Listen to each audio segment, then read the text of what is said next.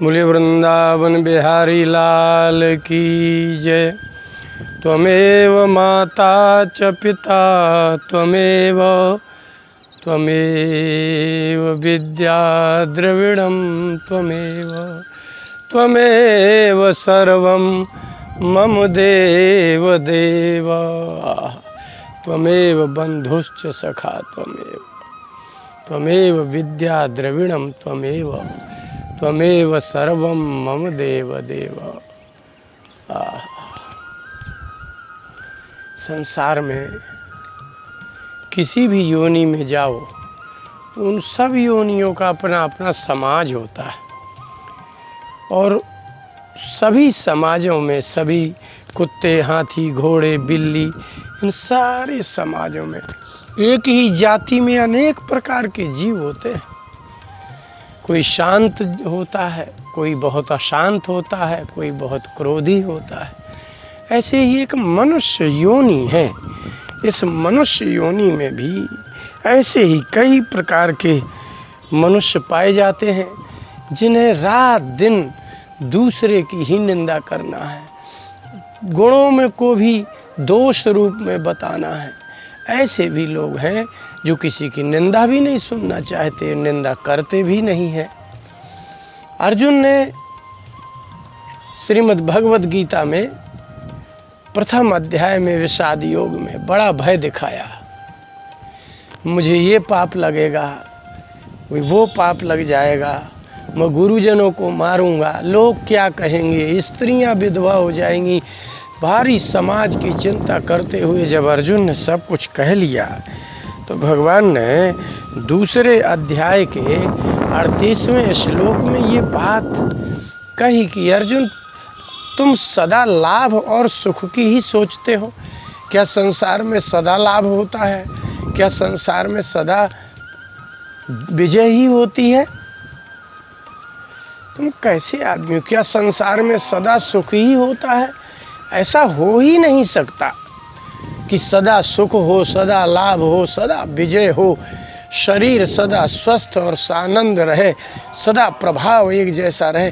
जैसा होता ही नहीं है वैसा विचार नहीं करना चाहिए। भगवान ने समझाते हुए कहा कि हे अर्जुन, दूसरे अध्याय के 38वें श्लोक में सुख दुखे समे कृत्वा लाभालाभौ जया जयौ ततो युद्धाय युज्यस्व नैवं पापमवाप्स्यसि। अर्जुन, इस संसार में कुछ एक जैसा रहता ही नहीं है, सोचने जैसा है।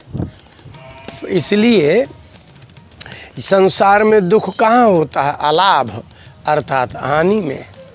दुख तो परिणाम है ना, और पराजय में, बस यहाँ ही उसका फल दुख है। पराजय से ग्लानि होती है और हानि से दुख होता है। तो इसलिए सुख दुख समय कृत्वा, सुख दुख को तुम समान समझो, लाभ और हानि को समान ही समझो। क्योंकि तुम्हें 10 बार लाभ हुआ है तो एक बार हानि हो गई, इसका मतलब हानि होती है। अगर तुम्हें हानि के बाद लाभ हो गया तो इसका मतलब है लाभ होता है। ये कैसे धारणा बना सकते हो कि हानि ही हानि होती है, लाभ ही लाभ होता है, विजय विजय ही होती है, पराजय पराजय ही होती है? फिर इसके बाद भी एक विलक्षण बात तो ये है कि आपको दुख किस बात का है? हानि का। और दुख किस बात का है? पराजय का, नुकसान का, सुख के अभाव का, वस्तुओं के अभाव का दुख होता है। ठीक है, तो तुम्हें दुख से भय क्यों लग रहा है? क्योंकि समाज, ये मानव समाज दुखी आदमी का अनादर करने लगता है, रिश्तेदार उसका साथ नहीं देते हैं। सुख के दिनों में सभी लोग घर में आते जाते हैं, कहते हैं कि भाई कोई ज़रूरत पड़े तो तुम हमें ज़रूर बताना, कोई समस्या आए तो हमें बताना इसका तात्पर्य क्या निकला कि सुख में आए। अब अचानक कोई ऐसी समस्या आई, क्योंकि संसार का स्वरूप है सदा सुख नहीं रह सकता। तो सुख में आने वाले लोगों ने जब तुम्हें दुखी देखेंगे तो कोई काम नहीं आया ना। तुम्हें तो द्रौपदी के अपमान से लेकर के अभी तक जो दुख मिला है, इस दुख में किसी ने सहयोग नहीं दिया। कोई अपने पत्नी बच्चे पालन पोषण छोड़ करके तुमको देखने तक नहीं आए ना कि वन में तुम्हारे 5 भाइयों की क्या दशा है।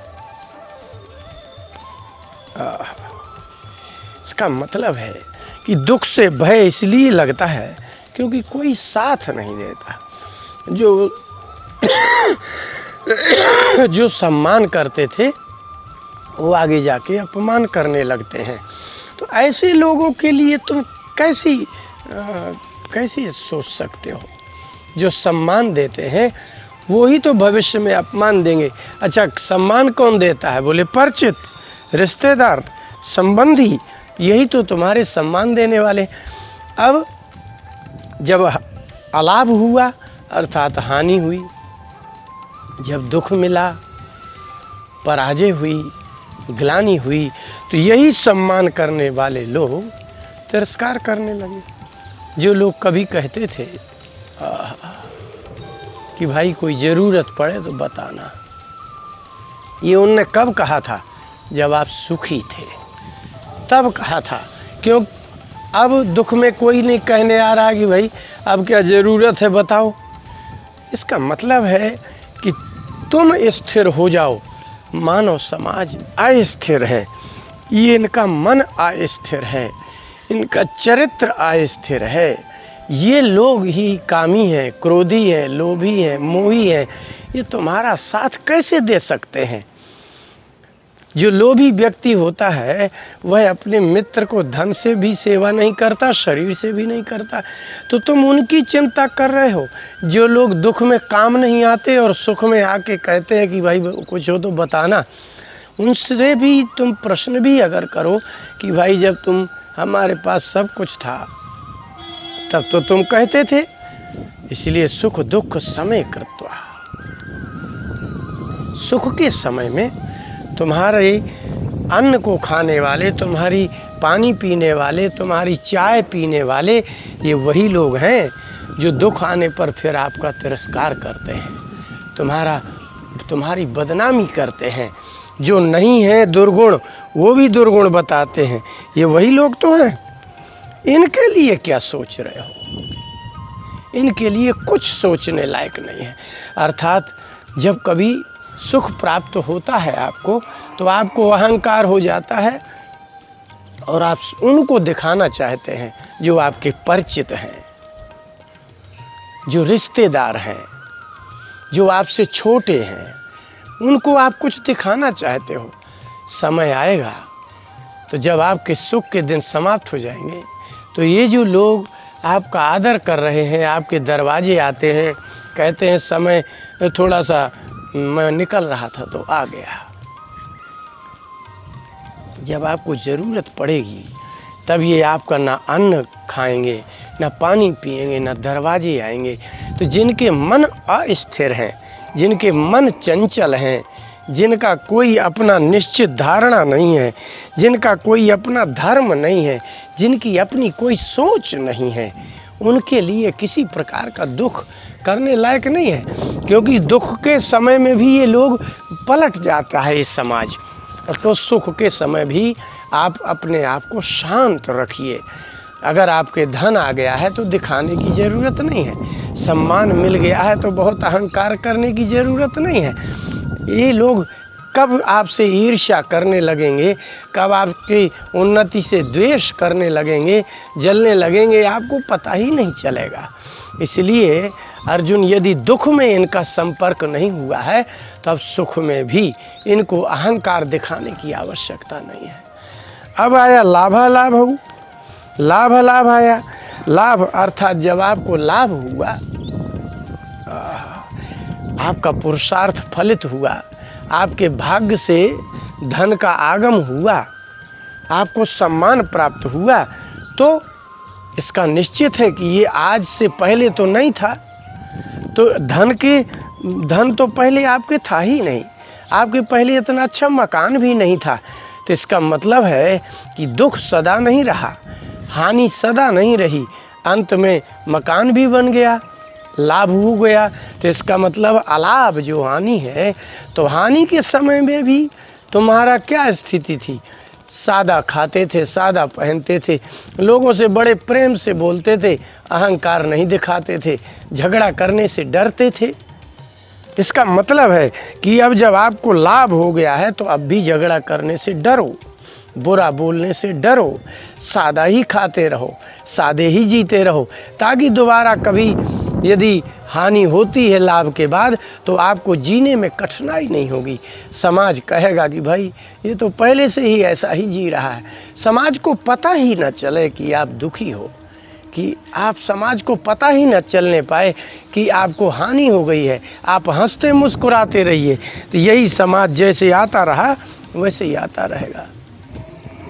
अब जया जयऊ, यदि कदाचित कभी किसी कारणवश अपने प्रतिष्ठा बचाने के लिए लड़ाई हो जाए, करना पड़े, कोई उपाय न सूझे, तो जय विजय की नहीं सोचो, उसकी ही विजय हो जाएगी, तो फिर उसकी कभी पराजय भी हो जाएगी। इसका मतलब है कि संसार स्थिर नहीं है, तो संसार का ना तो सुख स्थिर है। इसका मतलब है कि दुख के समय जैसे आप रहते थे तो सुख प्राप्त होने पर भी आप वैसे ही रहिए, संसार को मत दिखाइए। हानि के समय जैसे रहते थे वैसे ही लाभ के समय में भी आप वैसे ही रहिए। अधिक धन दिखाने की और जलवा दिखाने की ज़रूरत नहीं है। जैसे आप जय के समय थे वैसे पराजय में रहिए। इसलिए भगवान ने कहा ततो युद्धाय युज्यस्व। अर्जुन अब तुम युद्ध करो, हानि हो जाए लाभ हो जाए, सुख दुख तुमने सब कुछ भोग लिया है। इसलिए संसार में ये परिस्थितियाँ क्षय आती ही हैं, कभी सुख कभी दुख, कभी लाभ कभी अलाभ, कभी जय कभी पराजय। कभी आपकी समाज में प्रतिष्ठा हो जाएगी तो कभी कोई आपकी बात नहीं मानेगा।